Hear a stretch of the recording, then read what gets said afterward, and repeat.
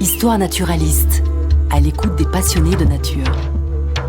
Celles et ceux qui observent la faune, la flore, les espaces naturels.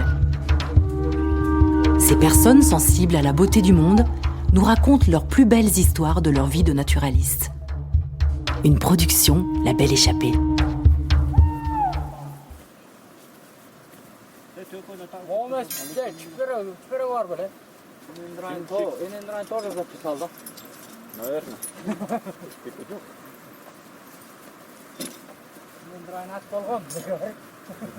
Donc là, on se trouve ici au cœur de la réserve naturelle de Narine, à la frontière entre la région de Narine et la région d'Issik-Kul. Et on est donc à la limite de la zone des hauts plateaux. Ah tiens, il y a un gypaète barbu qui nous survole à l'instant. Et donc là, on vient de vivre un grand moment naturaliste. Et en fait, au crépuscule, on a observé une ours avec un ourson qui se baladait dans les pâturages entre les falaises et les zones herbeuses. Par contre, au bout de 5 minutes qu'on observait l'ours, il y a un garde qui me dit Bastien, à côté de l'ours, il y a une panthère. Et bon, au début, je me suis dit que c'était une blague parce qu'ils aiment bien blaguer. Mais une fois que j'ai regardé dans la longue vue, j'avais effectivement les trois, la panthère, l'ours et l'ourson, qui étaient tous les trois dans le cercle de la longue vue ensemble. Et la panthère qui regardait les ours, qui les observait, allongés dans l'herbe. Et puis bon, même moi qui ai l'habitude d'observer des ours et des panthères, c'était bien la première fois que j'avais les deux réunis. Et c'était quand même un grand moment, on les a observés pendant environ 1 heure, je dirais. Surtout l'ours, la panthère c'était assez furtif. Et puis bon, comme d'habitude, dès qu'elle bouge plus, tu la perds. C'est uniquement quand elle se déplace que tu arrives à la localiser. Et voilà, donc c'était vraiment un moment fabuleux. Avec la lumière du soleil couchant là, qui éclairait toutes ces vallées totalement intactes où on voit absolument aucune trace d'activité humaine et où voilà, on voit que des glaciers, des crêtes, des vallons, des alpages à perte de vue. Et voilà, observer ça dans ces conditions-là, c'est franchement magnifique. Bastien est un naturaliste pluriel, à plusieurs casquettes. Ornithologue, grand connaisseur de la panthère des neiges, il est aussi berger. Amoureux de l'Asie centrale, il vit au Kyrgyzstan, où il guide aussi des voyages naturalistes à cheval pour l'agence Amarok Esprit Nature. Alors le loup, il connaît. Mais s'il se méfie du prédateur quand il mène les brebis dans les alpages, il n'en admire pas moins le canidé sauvage dans les montagnes kirghizes. Pour lui, le sauvage et le domestique ont tout autant leur place dans les montagnes, enfin presque.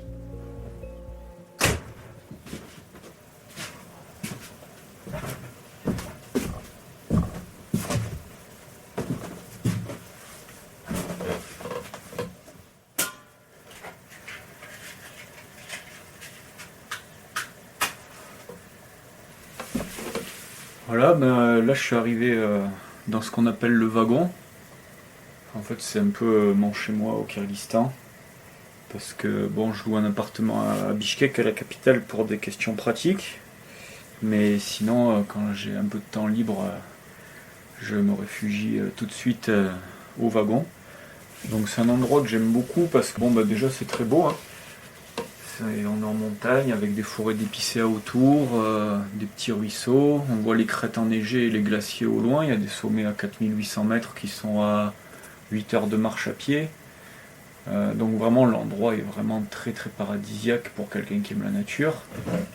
On va se faire un petit thé.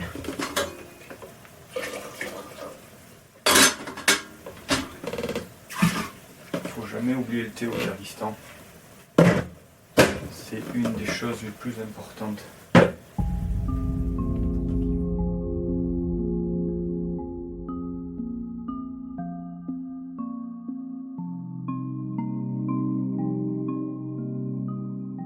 À la base, mon intérêt c'est pour le côté naturaliste. Ça a commencé, disons, plutôt par le côté animaux domestiques avec les chevaux.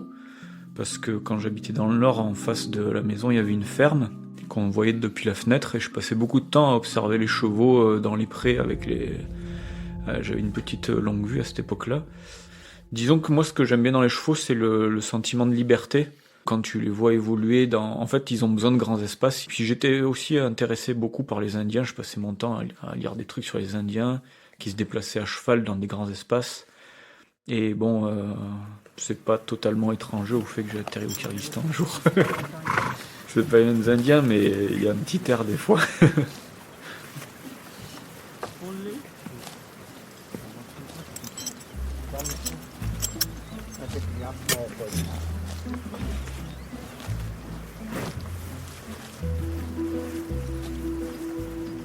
C'est vrai que de par mes parents, j'ai toujours été assez proche de la nature. Avec mon père, on faisait beaucoup de randonnées en montagne. Être dans une nature sauvage, ça m'a toujours plu et toujours fait du bien et je me suis toujours senti bien dans des espaces comme ça. Et du coup, ensuite, à mon adolescence, j'ai déménagé donc en Provence, dans le massif de la Sainte-Baume. Et donc, à 3/4 d'heure de la maison, il y avait un couple d'aigles de Bonelli qui nichait. Et en fait, c'est un rapace qui est toujours menacé, mais maintenant les populations sont un peu remontées. À l'époque, il restait plus que 25 couples dans toute la France. Donc il y avait un plan de restauration avec des associations qui s'occupaient de suivre, d'étudier les populations pour essayer de les préserver. Et donc là, je passais mes week-ends à observer les aigles pour suivre leur reproduction, pour voir où ils nichaient, comment ils nichaient, combien il y avait de jeunes à l'envol, etc.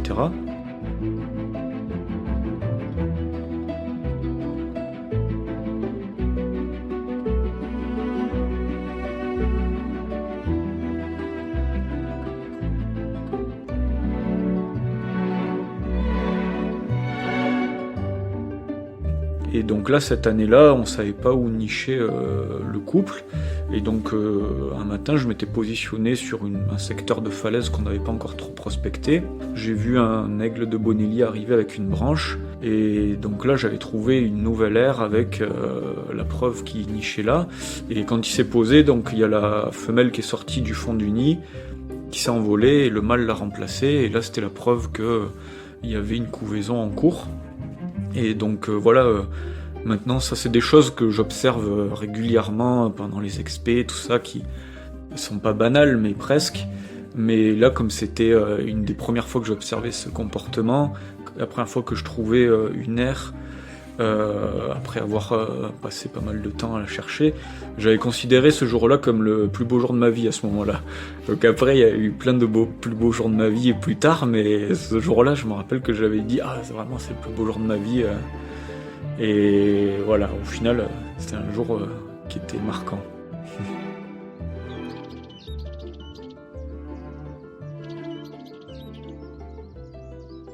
Et donc quand après j'ai commencé à travailler comme ornithologue à Espace Naturel de Provence, on avait en fait des charniers pour les vautours percnoptères qu'on alimentait dans la plaine de l'Accro et dans les Alpilles avec des brebis qui étaient récupérées chez les éleveurs, des brebis qui étaient mortes de mort naturelle ou autre chose.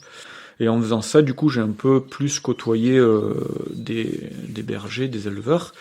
Et puis, il y a une fois où il y en a un berger qui m'a dit qu'il cherchait un aide-berger pour l'été.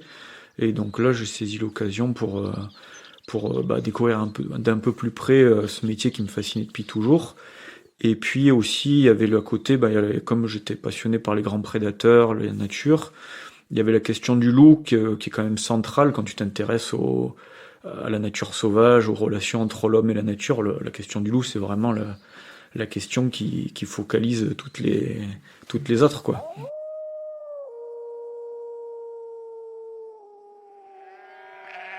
Après, il y avait la montagne, le fait d'être en estive pendant 2 mois dans des espaces sauvages, ça m'attirait. Donc j'ai fait des estives dans le Mercantour, dans le Haut-Verdon, dans le Vercors et en Vanoise principalement. Et en fait, sur toutes les estives, la présence du loup était avérée. Donc il y a eu des années où il n'y avait aucun souci en fait. Ça m'est arrivé d'observer même le loup sur la montagne et de ne pas avoir d'attaque du tout de tout l'été. Par contre, il y a eu des années où il y a eu des attaques, principalement dans le Haut-Verdon et dans le Vercors. À chaque fois, il y a eu environ 3 attaques par été, de 4 brebis en moyenne. Donc c'était à peu près dans ces eaux-là. Et surtout dans des montagnes qui étaient boisées, en fait. C'est quand même pas mal dans ces conditions-là. Donc ça dépendait des années, mais il y a eu des années avec des attaques, ouais.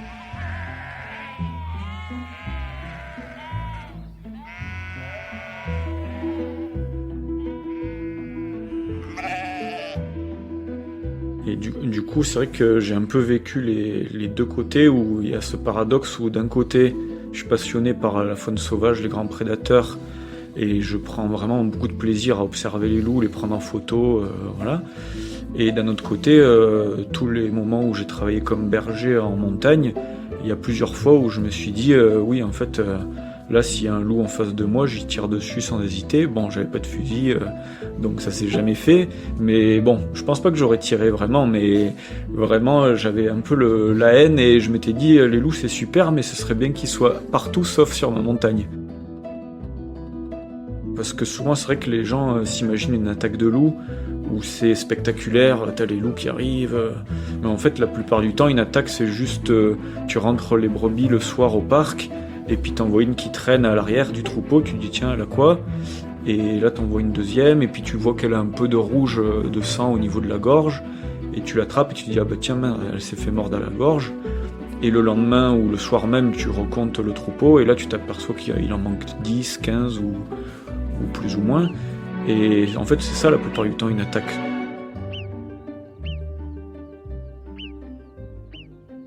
Et bon, après, le patou, ça limite les dégâts dans le sens où, au lieu d'avoir plusieurs brebis tuées, tu vas en avoir juste une ou deux.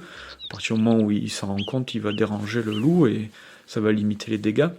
Et donc la solution, c'est effectivement d'avoir des petits troupeaux, mais du coup, c'est beaucoup moins rentable pour les éleveurs d'embaucher un berger pour un petit troupeau. Et bon, effectivement, il y a les aides de l'Europe et tout qui font que c'est un peu plus possible. Mais bon, après, c'est le métier du berger, hein. On l'a oublié parce que ça faisait au moins 80 ans que le loup avait disparu de France. Mais la première fonction du berger, c'est de protéger le troupeau des loups.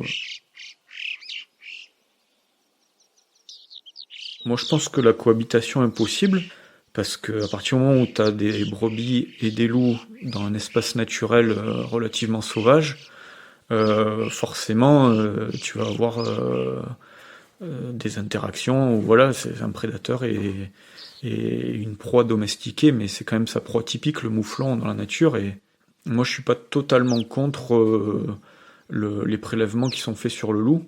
Je trouve que c'est un équilibre à trouver, et pour qu'il y ait des brebis et des loups dans la montagne, malheureusement, il y a des pertes un peu des deux côtés qui se font, et c'est à accepter en fait, c'est la nature aussi. Il n'y a pas de monde magique où les loups vont pas du tout s'attaquer aux brebis.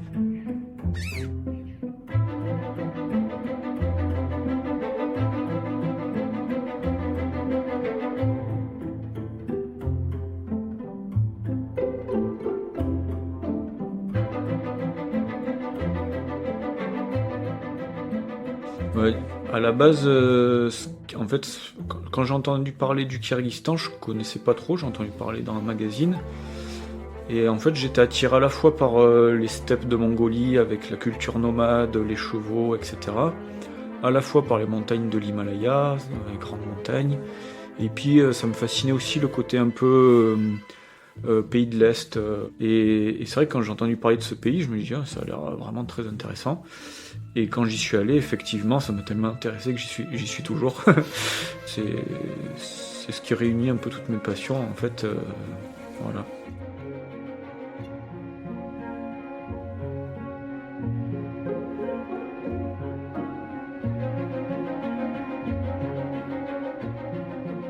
C'est des montagnes qui sont assez sèches globalement, et après c'est très vaste, autant dans le sens horizontal que vertical. À la fois, on a des très grands plateaux, des grandes steppes à 3000 mètres d'altitude où on voit à perte de vue. Et à la fois, on a des murs verticaux, il y a plusieurs sommets à 7000 mètres. Donc c'est vraiment très grandiose, surtout dans le sens horizontal, c'est des paysages qu'on n'a pas l'habitude de voir en Europe. Et voilà, après, il y a la faune sauvage qui est quand même assez préservée, parce que les montagnes sont très grandes, donc il y a encore des panthères des neiges, des loups, des ours, des lynx, même s'ils sont très discrets. Hein. Il y a toute cette faune qui est encore présente.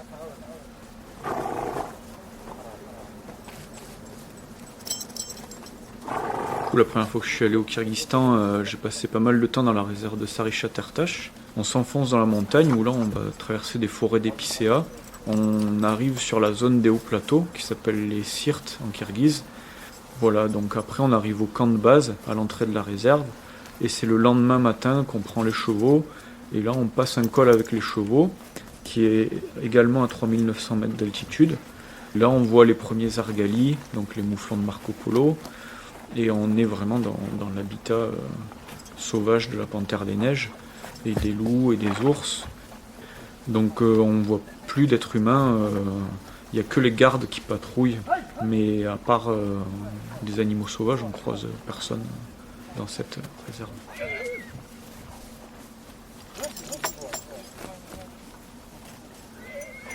Le symbole un peu de la nature sauvage kirghize, c'est quand même la panthère des neiges. Et voilà, et c'est vrai que je me rappelle avoir trouvé une crotte de panthère des neiges.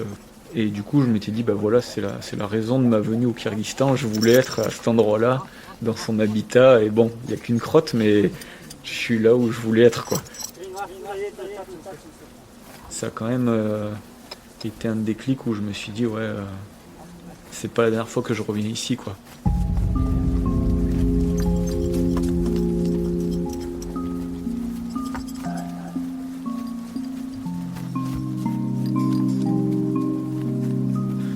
Donc ensuite, j'ai eu des opportunités, notamment celle de travailler comme encadrant sur des expéditions en sciences participatives sur l'étude de la panthère des neiges. Et donc les sciences participatives, le principe, c'est que chaque personne puisse aider la science en fait, par des relevés de terrain ou par des observations qui sont mises en commun et permettre d'apporter des données. Donc ça se fait par 3 méthodes différentes. Donc il y a les relevés d'excréments pour faire des analyses génétiques, il y a le relevé des pièges photos, l'étude par piège photographique, et il y a aussi le relevé d'indices de présence, donc traces, grattages, etc. Donc c'est un travail qui nécessite quand même un minimum de conditions physiques parce qu'on est en montagne, il y a du dénivelé, etc. On fait des déplacements à cheval et on est logé en tente, enfin on est en tente. Donc c'est quand même des conditions assez rustiques, tout ça. Ça peut être un certain challenge parfois, mais disons que si on est prêt à relever ces challenges, c'est vraiment une expérience de vie un peu exceptionnelle.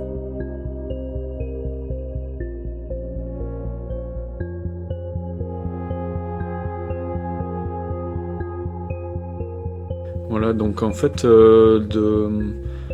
entre 2006 et 2014, j'ai quand même passé pas mal de temps dans l'habitat de la panthère des neiges sans jamais en voir, alors que j'ai observé des loups à plusieurs reprises, des ours, et bon, j'ai jamais observé de panthère des neiges. C'est vrai qu'elle a une tenue de camouflage parfaite. Déjà, c'est un chat, donc elle passe 90% de sa journée à dormir. Ça fait un peu moins mythique, mais c'est la raison principale pour laquelle on la voit pas. Elle dort les 3/4 de la journée. Donc voilà, il y a déjà son rythme de vie qui est pas forcément le même que le nôtre. Et sa façon de se déplacer aussi. C'est pas comme un loup qui va partir en courant ou qui est tout de suite visible dans le paysage. Elle a une façon un peu rampante de se déplacer qui fait que même quand elle bouge, des fois on la voit pas. Et si elle bouge pas, alors là c'est quasiment impossible à observer. Tant que t'as pas eu plusieurs observations, en fait, tu sais pas vraiment quoi chercher.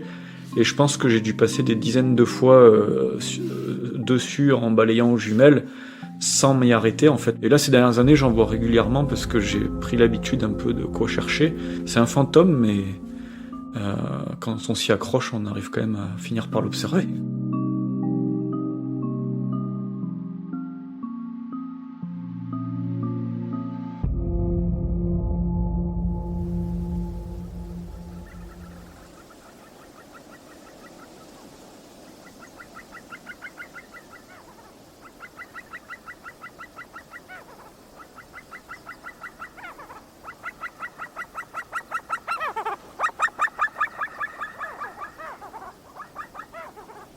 Et c'est vrai que par exemple, il y a une fois, l'hiver, c'était en février, on est arrivé le soir à l'endroit où on avait monté les yourtes, on a dormi la première nuit, et en fait le matin, en observant à l'aube, au bout d'une demi-heure que je balayais les crêtes, je l'ai vu vraiment comme un sphinx sur son rocher qui surplombait le paysage.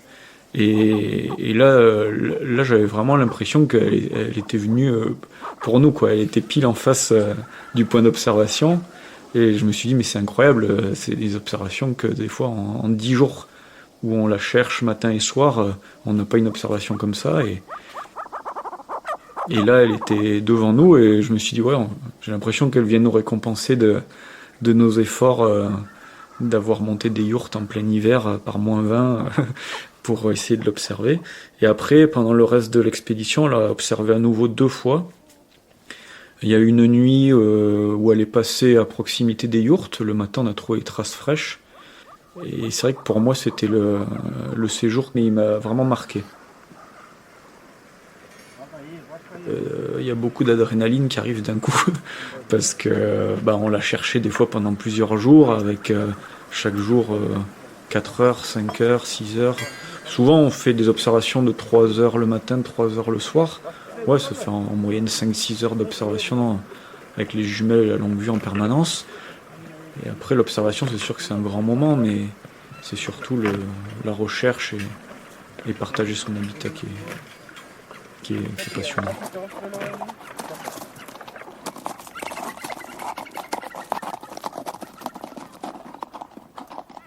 Le loup, c'est un prédateur qu'on voit aussi relativement régulièrement au Kyrgyzstan, parce qu'il y a la chance que les espaces soient assez ouverts, avec peu de forêt.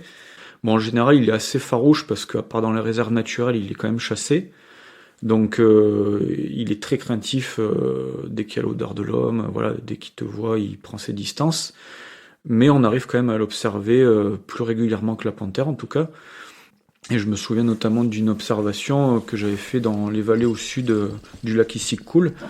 Et donc je me déplaçais avec le cheval, et j'avais mon chien aussi, mon chien de berger que j'avais ramené de France. Et donc mon chien avait l'habitude de toujours partir 50 mètres devant, revenir, partir 50 mètres devant, revenir, etc. Et au bout d'un moment, il est revenu avec un loup à côté de lui.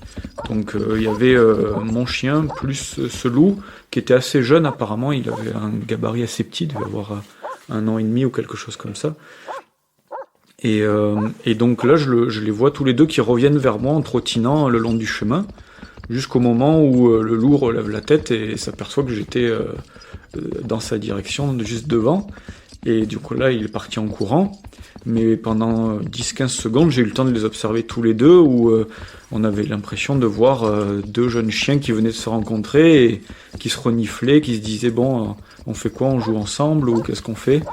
Et donc voilà, il revenait vers moi parce que mon chien revenait vers moi, donc le loup a suivi.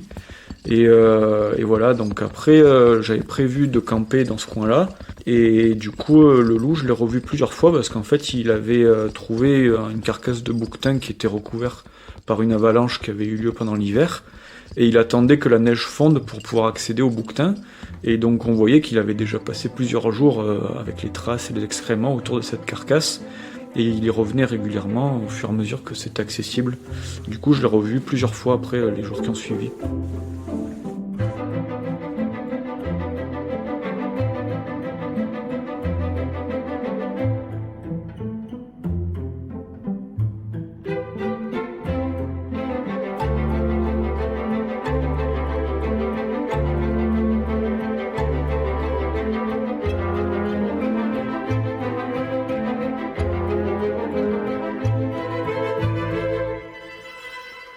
du coup, le loup au Kyrgyzstan, ses proies principales, c'est le mouflon de Marco Polo, qu'on appelle également argali, et puis dans une moindre mesure, le bouquetin de Sibérie. Après, l'été, il mange beaucoup de marmottes aussi. Et donc, en général, les meutes sont assez importantes pour pouvoir chasser des proies de la taille d'un mouflon qui est quand même assez imposant. Donc voilà, c'est assez commun de voir des traces, surtout en hiver, avec des meutes de 12, 15 individus ensemble. Concernant les loups, il m'est arrivé un truc que je pense pas forcément vivre beaucoup de fois dans ma vie. En fait, j'avais 2 semaines de libre quand j'étais au Kyrgyzstan, là, entre les expéditions. Et du coup, j'avais prévu de faire un affût sur une crête. C'est une crête à 4000 mètres d'altitude, très rocailleuse, qui se situe également dans la réserve de Sarichat-Ertash. Et donc je voulais faire un affût là-haut pour essayer d'observer la panthère en étant à l'affût.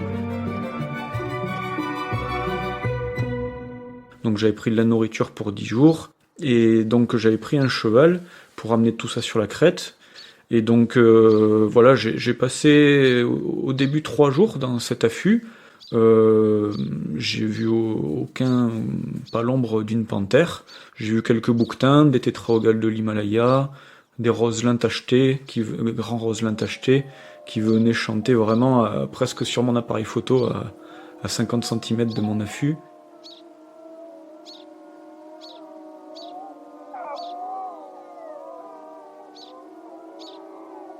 Par contre, tous les jours, depuis 3 jours, j'observais une meute de loups en fait qui passait dans le vallon en contrebas, qui était un vallon très herbeux, avec pas mal de mouflons. En fait, la première fois, j'ai vu à la longue vue, en balayant le vallon à la longue vue, je suis tombé dessus, et il y avait 5 individus qui descendaient, et en fait, on voyait qu'ils étaient en action de chasse, parce qu'ils s'arrêtaient régulièrement, ils fixaient vraiment tous dans la même direction. Donc ils trottinaient, ils s'arrêtaient, ils observaient, ils trottinaient, etc. Mais ils étaient tendus, quoi, ils n'étaient pas en déplacement classique.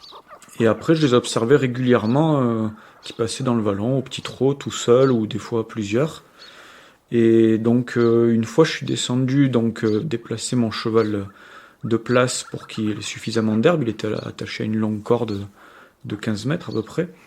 Et en déplaçant mon cheval, j'ai vu un louveteau qui était déjà assez grand, hein, il avait déjà quelques mois.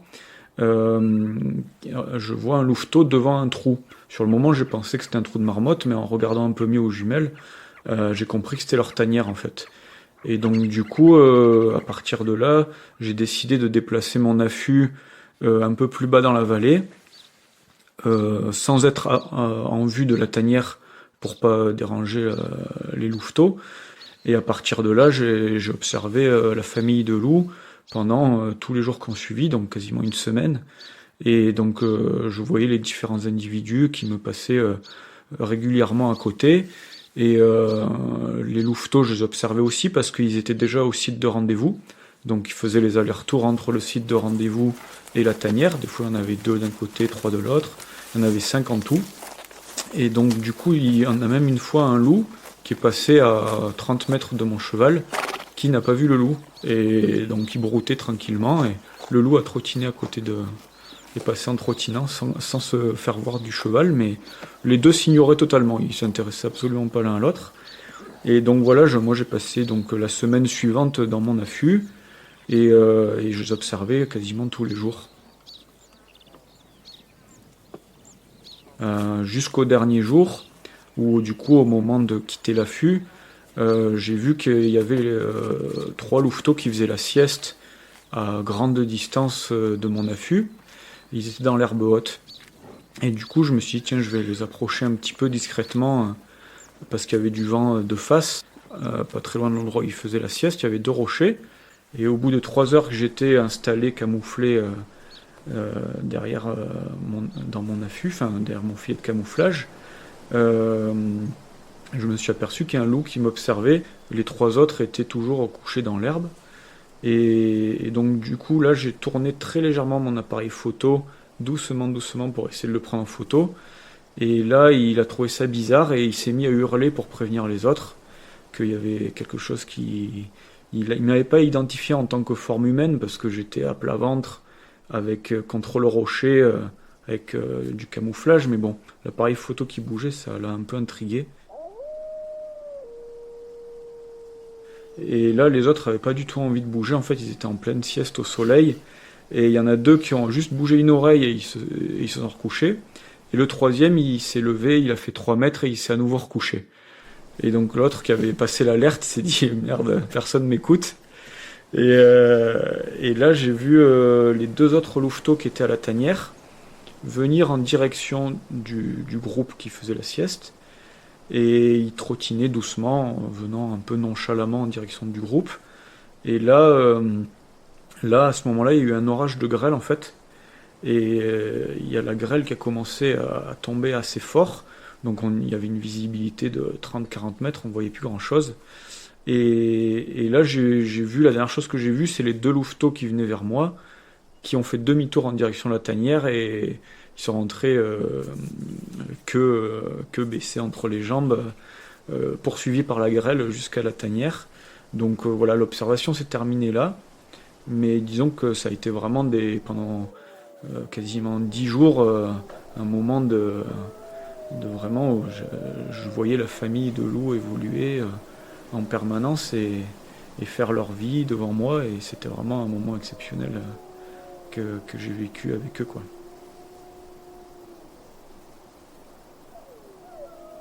Quand tu vois le regard d'un loup, il y a un petit côté où on voit un chien aussi. Et du coup, moi, je trouve fascinant ce côté très familier. Et puis, quand même, le côté où, c'est un loup, c'est un animal sauvage et qui vit indépendamment de l'homme. Et puis, il y a le côté aussi où, ça reste quand même l'animal qui fascine le plus l'homme, je pense. D'une part, parce qu'on a la même niche écologique. L'homme préhistorique, il avait un peu la même niche écologique que le loup, donc il se côtoyait régulièrement. Quand il y avait une carcasse, il devait se voir régulièrement. C'était pas un animal qu'il voyait jamais et qui était mythique, c'était un animal qui côtoyait. Et c'est vrai que là, de les avoir pendant 10 jours, j'ai un peu imaginé ça en fait. Je me suis dit, en fait, avant l'invention des armes à feu, les hommes préhistoriques, ils devaient voir les loups un peu comme je les vois là en étant dans mon affût.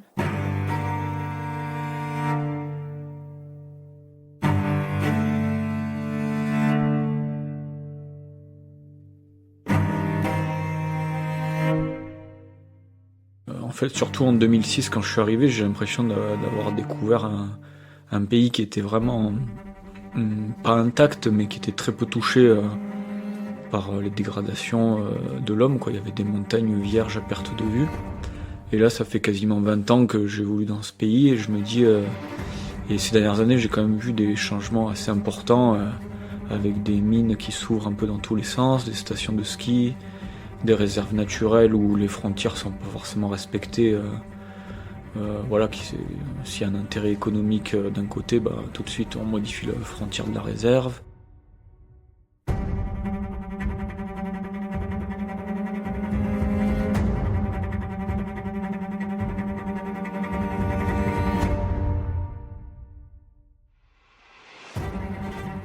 Et du coup, c'est vrai que ça me laisse pas mal d'inquiétude à me dire comment ça va être à l'avenir. Mais bon, voilà. En tout cas, on va essayer que, en étant là-bas et en faisant des expés comme ça, j'espère un peu aussi aider à ce que la nature soit prise en compte dans le développement du pays et que le tourisme, ça fait partie de ce qui permet de la prendre en compte, quoi. Et voilà, je pense que c'est vraiment important pour l'humanité de préserver des poches de nature sauvage comme ça qui nous permettent de se ressourcer pour mieux avancer, quoi.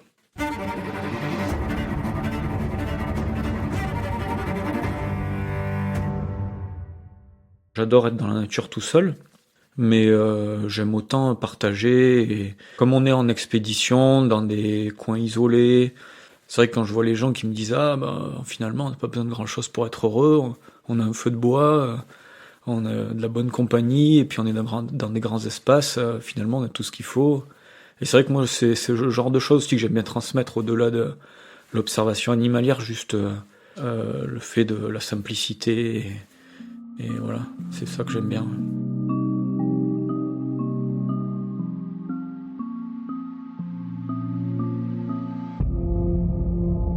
Bastien mène son existence à l'affût, en quête de l'animal sauvage. Il a trouvé son équilibre à cheval dans les grands espaces d'Asie centrale, à mener des études participatives sur les grands carnivores. Mais le loup des steppes, non domestique et libre, reste son plus beau souvenir d'observation, en immersion solitaire dans la nature. Merci sincèrement à Bastien Schex pour son récit et ses enregistrements de terrain. Nos remerciements aussi à Stanislas Wroza pour l'accès à la sonothèque du Muséum d'Histoire Naturelle et Bertrand Carrier de l'agence Amarok Esprit Nature pour le parrainage du podcast. Cet épisode est enregistré et réalisé par Laurent Sistac avec la voix de Zora Descrivelles et la musique Audio Network. Une production La Belle Échappée.